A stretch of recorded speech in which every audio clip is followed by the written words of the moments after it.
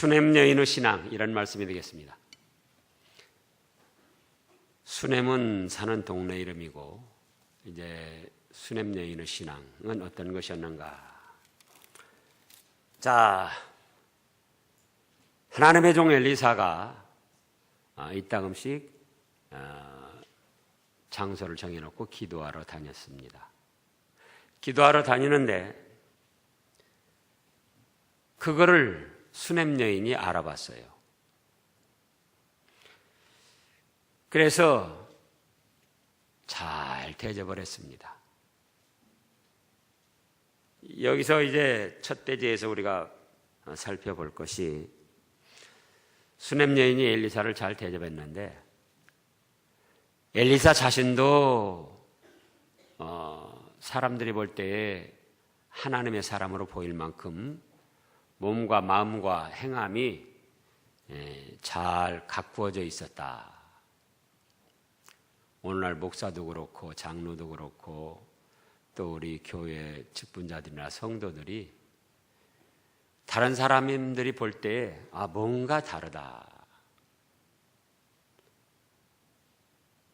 다른데 또 나쁘게 괴팍하게 다른 것이 아니고 하나님의 선한 뜻대로 잘 만들어져 가지고 좋게 다르다고 느껴야 된다, 그거예요. 저 사람 교회 다니는 사람인데 다르긴 다른데 괴팍하게, 못되게, 불량하게 그렇게 다른 게 아니고 참 저 사람 잘은 몰라도 하여간 좋은 사람이다, 믿음의 사람이다, 믿는 사람 같다. 그게 마음과 말과 행동에서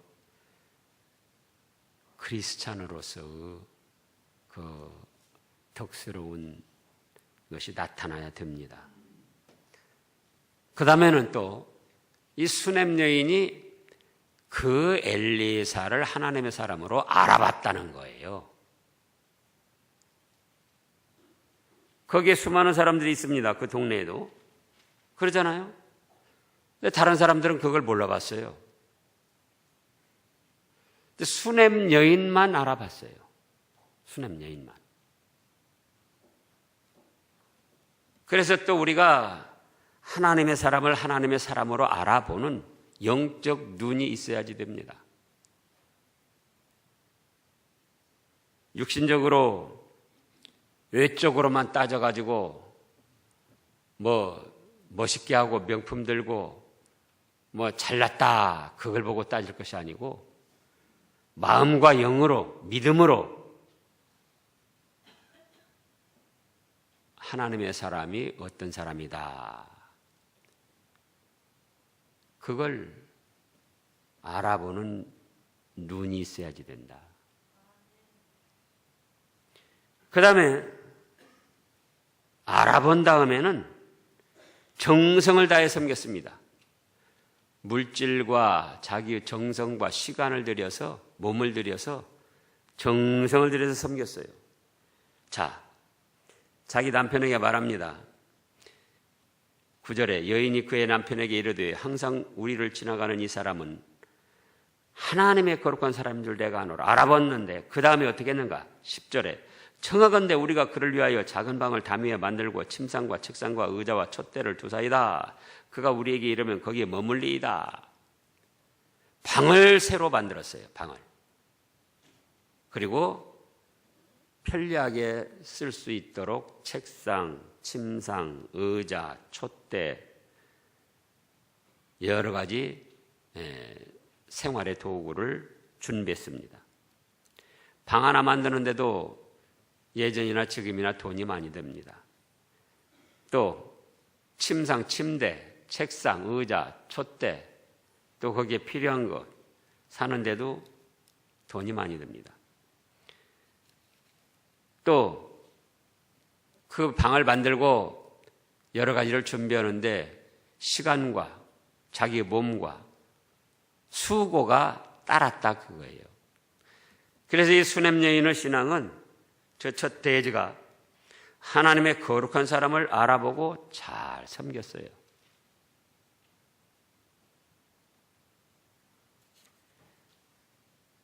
그 다음에 두 번째로, 자, 엘리사가 이 수넴 여인에게 이제 보답을 하고자 합니다. 엘리사 자신이 대접을 받으면서도 여간 고맙고 감사한 게 아니에요. 나는 하나님의 종이다, 내가 당연히 이렇게 대우를 받을 만하다, 그게 아니고 수넴 여인이 세심하게 배려를 해서 자기를 하나님의 종이라고 섬기는데 거기에 너무나도 자기도 감동을 받고 어떻게 하면 수넴 여인에게 잘해줄까. 그래서 이제 12절에서 자기 사환 게하시에게 수넴 여인을 불러오라고 합니다. 그러니까 오니까 엘리사가 수넴 여인에게 물어보는 거예요. 내가 너한테 무엇을 해줄 거나? 자, 왕에게 말을 해가지고 어떤 관직을 얻도록 해줄 거나, 또는 사령관에게 말해가지고 어떤 또 보호를 해주도록 했거나. 근데 이 수넴 여인의 신앙은 뭡니까? 13절 끝에 보니까 나는 내 백성 중에 거주합니다. 나는 보통 백성으로서 그냥 이렇게 백성과 더불어 사는 것에 만족합니다. 그러니까 하나님의 사람을 알아보고 그 다음에는 하나님의 종을 정성을 다해 대접을 했고, 그 다음에는 하나님의 종이 무엇이든지 들어주겠다고, 왕이든 사령관에게든 들어주겠다고 말할 때에 나는 백성 중에 거주합니다 하고 보통 백성으로서의 생활하는 것을 감사하게 여겼어요. 어떻게 여겨요? 감사하게. 옛날이나 지금이나 왕하고 직통해서 벼슬을 얻는다면은 그게 작은 게 아니에요. 그러나 자기가 지금까지 보통 백성으로 생활하면서 하나님 섬긴 것, 그게 만족하고 감사하면서 굳이 뭐 벼슬이나 다른 관직, 어떤 사령관의 도움 받지 않겠다는 거예요. 왜? 지금까지 하나님을 아버지로 모시고 하나님을 섬기며 살아왔기 때문에 그걸로 만족하고 앞으로도 그렇게 살아가겠습니다, 그런 뜻이에요. 그러니까 엘리사가 겸연쩍었어요. 오히려 그러면 내가 너한테 무엇을 해야 될 거나. 그러다가 여인이 돌아오고 나서 게하시 자기 사환에게 물어봤습니다. 아니, 뭘 좀 도와줄 게 없을까? 그러니까 14절에서 게하시가 뭐라고 대답합니까? 예, 이 여인은 아들이 없습니다. 그리고 그 남편도 늙었습니다.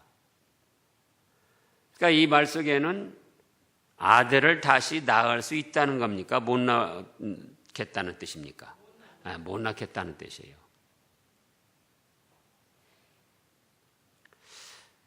그러니까 이 여인이 하여간 믿음이 좋은 사람이에요. 보통 사람들은 알아보지 못하는 하나님의 종을 알아봤고, 하나님의 종을 또 알아본 다음에는 자기 집에 정성을 다해서 물질 들여서 시간을 들여서 자기 몸을 수고해서 섬겼고, 그 다음에 뭘 부탁을 하라 말하는데 나는 보통 백성으로서 하나님 섬기며 이렇게 살아가는 거 만족합니다 그랬고, 그런데도 아들이 없음에도 불구하고, 아들이 없다는 것은 단순히 아들만 없는 게 아니고 딸이건 아들이건 자식이 아무도 없는 거예요. 그런데도 불구하고 그러한 모자란 생활, 자녀가 없는 생활에서 불만스러운 생각이나 한스러운 생각이나 또 자식에 대한 애착심, 그걸 가지지 않고 나는 그냥 보통 백성 지금까지 살아온 대로 이렇게 하나님을 아버지로 모시고 그 인도와 주장을 받으면서 사는 걸로 만족합니다 했다는 거예요.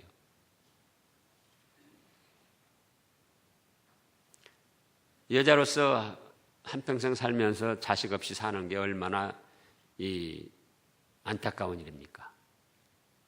우리나라로 말하면 칠거지약에 속해가지고 쫓아내도 할 말이 없는 거예요. 아마 일가 친척이나 동네 사람들에게 때로는 손가락질도 받았을 거예요. 저건 하나님 섬긴다고 저렇게 힘쓰고 애쓰더만 자식 하나도 못 낳고, 그런 일들을 겪었을 텐데도 그에 대해서 한을 품지 않고 원망하지 않고 그저 이대로 하나님을 아버지로 섬기면서 살아가는 걸로 족합니다. 그랬다 그거예요. 그러니까 이제 다시 여인을 불러오라. 그래서 불러왔어요. 그랬더니 16절에서 엘리사가 한 해가 지나서 이맘때가 되면은 네가 아들을 안으리라. 이거는 엘리사가 개인적인 감정으로 해주겠다고 한 게 아니에요. 이 수넴 여인의 신앙이 하나님이 보시기에 아름답고 복된 신앙이었어요. 그러잖아요. 생각을 해보시라고요. 하나님의 종을 알아보고 또 그 다음에 물질과 정성은 수고를 들여서 그 종을 섬기고 뭘 잘해주겠다고 보답해주겠다고 부탁을 하는데도 지금까지 지내온 거 주님 크신 은혜라 이 정도로도 만족합니다. 감사합니다. 이런 신앙으로 살고, 그러니까 하나님께서 엘리사 선지자를 자꾸 감동시키는 거예요. 그 여인을 불러와라. 그 여인에게 내가 복을 주겠다. 그래서 자기의 인간적인 감정으로 내년 이맘때 아들을 낳게 해주겠다가 아니고 하나님께서 그 여인에게 복을 주시려고 엘리사 선지자를 사용하신 거예요. 그러니까 또 뭐라고 합니까? 여인이 아이고 당신의 여종을 속이지 마세요.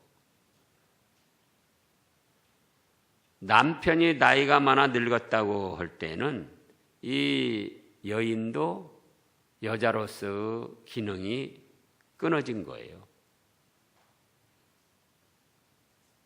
그러니까 자기 자신을 누구보다도 알고 남편을 알기 때문에 그건 불가능한 일인데 괜히 가능한 것처럼 그렇게 속이지 마세요. 그냥 이대로도 족합니다. 근데 어떻게 됐습니까? 17절에 한 해가 되니까 아들을 낳았어요. 그때부터 잉태를 해가지고 한 해가 되니까 아들을 낳았어요. 근데 그 아이가 자라나서 이제 추수 때가 돼서 자기 아버지한테 갔는데 아이고 머리야, 아이고 내 머리야, 아이고 내 머리야, 머리가 아픕니다. 그래서 20절에 어머니에게로 데려갔더니 낮까지 어머니 무릎에 앉았다가 죽었습니다. 그러니까 아마 한 10살 미만이지 않을까. 노년에 얻은 아들 얼마나 사랑하고 애지중지 키웠겠습니까?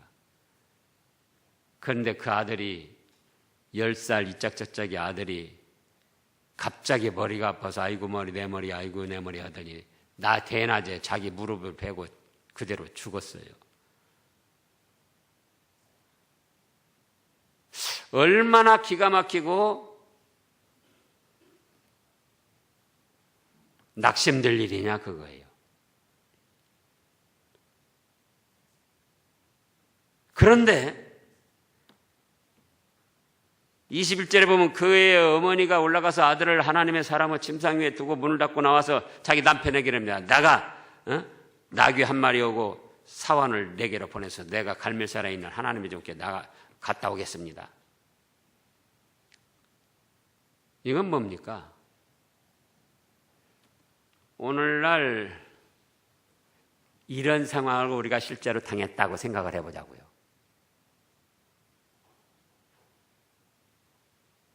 아마 그 대부분의 사람들이 낙심하고 원망 불평하면서 주저앉았을 거예요.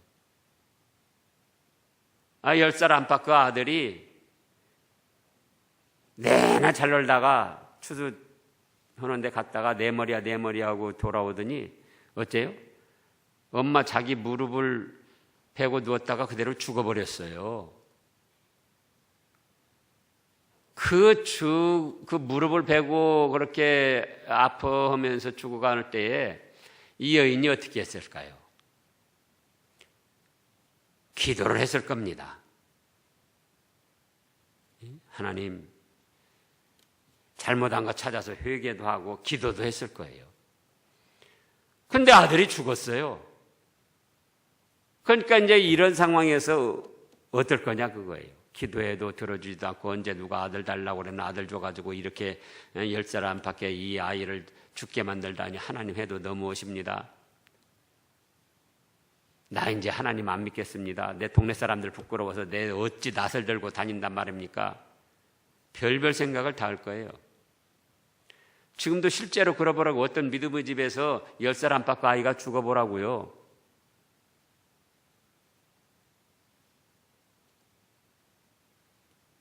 그런데 낙심하지 않고 주저앉지 않고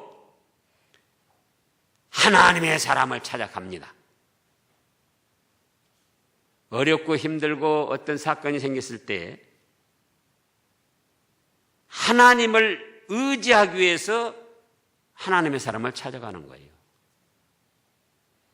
하나님을 믿고 의지하고 하나님의 도우심을 구하는 방편으로 하나님의 사람을 찾아가는 거예요. 하나님의 사람이 능력 있고 하나님의 사람이 뭔가 뛰어나고 뭔가 해줄 것 같아서가 아니라 하나님을 믿고 의지하며 하나님의 도우심을 구하기 위해서 누구를 찾아간다고요? 하나님의 사람을 찾아가는 거예요. 그 상황에서 낙심하지 않고 원망하지 않고 불평하지 않고 주저앉지 않고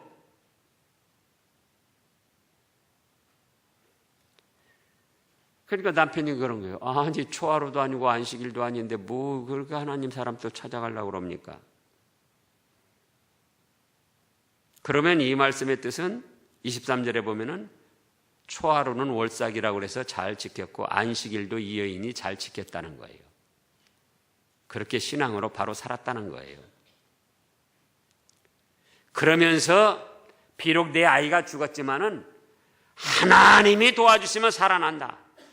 하나님의 도우심을 받기 위해서 하나님의 종을 찾아간다 그거예요. 하나님의 종이 잘나고 능력이 있어서가 아니고 하나님이 세운 종이니까 하나님의 도우심을 받기 위해서 하나님의 종을 찾아가는 거예요. 그래서 찾아갑니다. 그때 엘리사가 벌써 보고 알아요. 아유, 저 수냄 여인이 오는구나. 가서 맞이해라. 그래서 왔는데 평안하느냐? 무엇 때문에 그렇게 왔냐? 그랬더니 여인이 예, 평안입니다. 그러더니 엘리사를 보자마자 그 발을 안고는 자기 마음을 쏟아놓는 거예요. 그러니까는 사환 게하시가 깜짝 놀라가지고 이 여인이 왜 이렇게 하나님의 사람 발을 안고 민망하게 이게 무슨 짓이야 도대체. 그런데 엘리사가 가만둬라.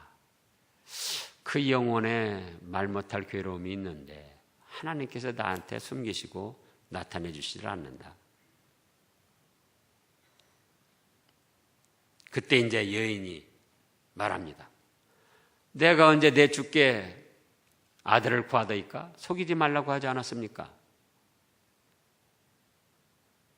내가 언제 아들을 바라더이까? 아들 없는 채로도 주님이 아버지가 되시고 호주가 되시고 그런 대로 내가 잘 살았고 앞으로도 그렇게 살아간다고 하는데 괜히 아들 줄 것처럼 그렇게 말해가지고 아들 줬더니 이제 10살 이짜 저짝에 내 아들을 죽였으니 이건 속이는 거 아닙니까? 그러니까 엘리사가 게하시에게 자기 사환에게 지팡이 줘라. 가서 사람을 만나거든 인사도 하지 말고 또 인사할지라도 대답도 하지 말고 내 지팡이를 그 아이의 얼굴에 놓아라. 근데 그 아이의 어머니가 그 말을 듣고도 게하시를 따라가는 것이 아니고 엘리사를 붙들고 따라다닙니다. 30절에 보면은 여호와께서 살아계심과 당신의 영혼이 살아계심을 두고 맹세하노니 내가 당신을 떠나지 아니하옵니다.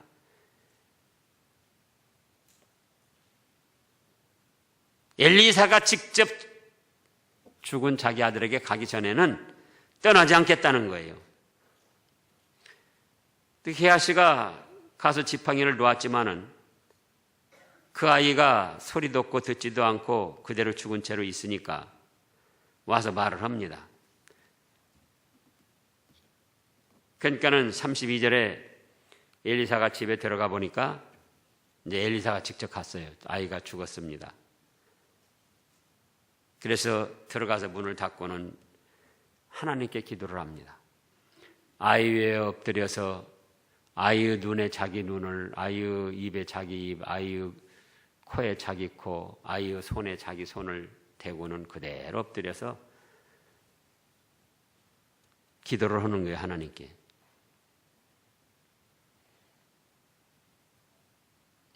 그랬더니 한 번에는 그렇게 안 됐고 다시 이제 몸을 추스리고 다시 그 아이 위에 그렇게 손을 대고 엎드려서 기도를 했더니 재채기를 7번 하고는 36절에서 아이가 살아났습니다. 그러면은 이 선지자가 엘리사가 이렇게 한 것은 뭘 뜻하는가? 2가지입니다. 아이의 눈에 그 눈을 대고 입에 그 입을 대고 손에 그 손을 대고 한 거는 자기 아들처럼 사랑을 하고 살려달라는 간구를 한 거예요. 누구처럼요? 자기 아들처럼. 내 아이들이 죽었다고 할 때 어떻게 할 것인가?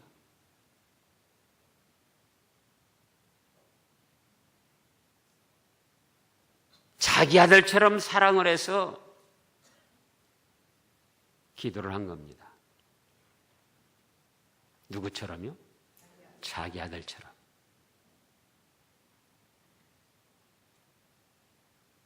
그 다음에 2번째는 진액을 짜바치는 기도를 한 거예요.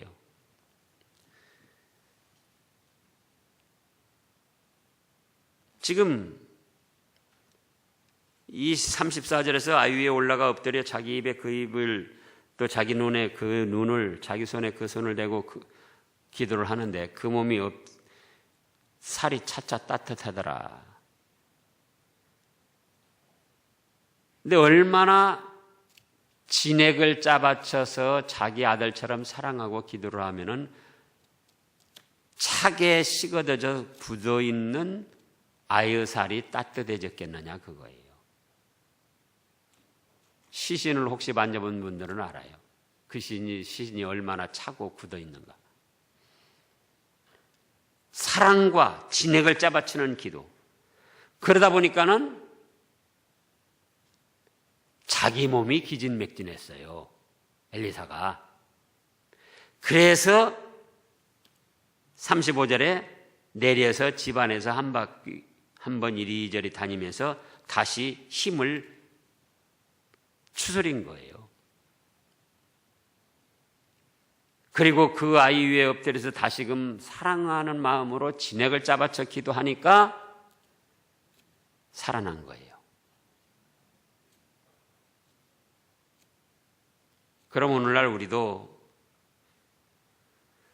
우리 주위에 이렇게 육신은 멀쩡해도 영적으로 죽어가는 생명들이 있다 그겁니다.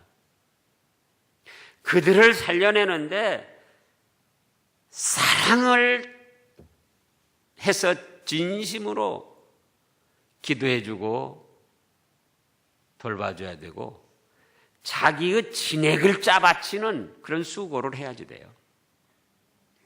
어떤 수고요? 사랑과 진액을 짜바치는 수고. 건성으로 돼도 말고 안 돼도 말고 뭐 되면 좋고 안 돼도 좋고 그게 아니고 정말 그 영혼을 사랑하고 그래서 나의 진액을 짜바치는 수고. 내 몸이 피곤하고 지칠 정도로 진액을 짜바치는 사랑과 수고. 그랬더니 아이가 살아났습니다. 그러한 엘리사의 사랑과 수고에 하나님이 역사를 하셨어요. 그러면 이제 여기서 정말 중요한 건 무엇인가? 여기서 하나님이 이 사건을 통해서 나타나시고자 하는 것은 하나님은 생사화복을 주장하시는 하나님이다. 그걸 나타내신 거예요. 말로만 생사화복 주장하는 게 아니고 늙은 수냄 여인의 가정에 불가능한 그런 상태에서 아들을 낳게 하신 분이 누구냐 그거예요.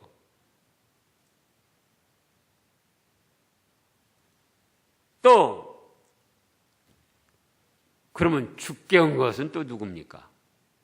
하나님은 살려놨는데 하나님의 뜻 없이 누가 그를 죽였다면 그 죽인 신이 하나님보다 더 높습니까? 낮습니까? 예? 하나님은 없는 아들을 살려놨는데 그 아들을 죽였어요. 누가? 하나님 말고 누가?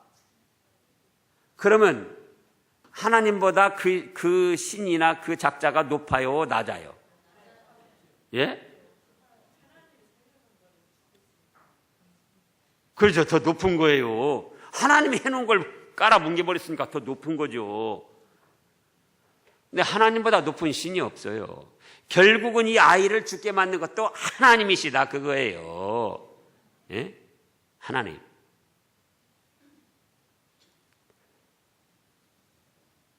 그래서 그 여인의 믿음을 키워가지고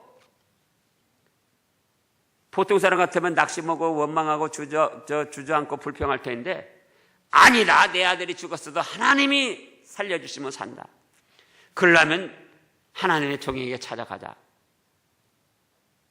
믿음을 이끌어내고 하나님이 키웠던 거예요. 그래가지고 죽었던 아들을 살려준 것도 누구다? 하나님이시다. 그거예요. 죽었던 아들을 다시 살려준 것도. 그래서 실제 우리 생활에서 그냥 지나가는 말, 기도말이 아니고 우리의 살고 죽고 화받고 복받는 건 하나님이 주장하신다. 그 믿음을 갖고 섬겨야지 돼요. 그 믿음을 갖고.